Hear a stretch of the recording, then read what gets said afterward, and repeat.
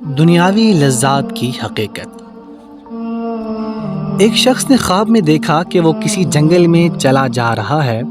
اتنے میں پیچھے سے آہٹ محسوس ہوئی۔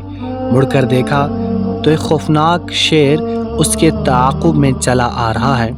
وہ گھبرا کر بھاگ کھڑا ہوا۔ شیر بھی پیچھے دوڑا۔ اتنے میں گہرا گڑھا آڑے آ گیا۔ اس نے گڑھے میں جھانک کر دیکھا تو اندر ایک بہت بڑا سانپ منہ کھولے بیٹھا نظر آیا۔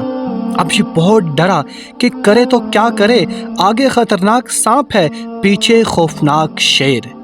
اتنے میں اسے ایک درخت نظر آیا جو اس کی ٹہنی سے لٹک گیا، لیکن ایک نئی مصیبت کھڑی ہو گئی، وہ یہ کہ ایک سفید اور سیاہ چوہا دونوں مل کر اس ٹہنی کی جڑ کو کتر رہے ہیں۔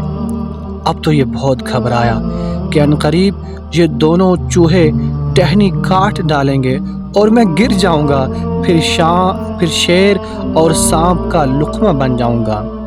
ابھی وہ اسی فکر میں تھا کہ اس کی نظر درخت کی چوٹی پر موجود شہد کے چھتے پر پڑی، جس سے شہد کا ایک ایک قطرہ ٹپک رہا تھا۔ جب شہد کا قطرہ چھتے سے ٹپکتا، یہ منہ کھولتا اور وہ اس کے حلق میں آ جاتا تھا۔ یوں وہ شہد پینے اور اس کی لذت میں کچھ ایسا گم ہوا کہ نہ شیر و سانپ کا خوف رہا، نہ ہی دونوں چوہوں کا ڈر۔ اچانک ٹہنی جڑ سے کٹ گئی اور یہ دھڑام سے نیچے آ گرا۔ شیر اس پر جھپٹا اور اس نے چیر پھاڑ کر گڑھے میں گرا دیا اور سانپ اس کو نگل گیا۔ پھر آنکھ کھل گئی۔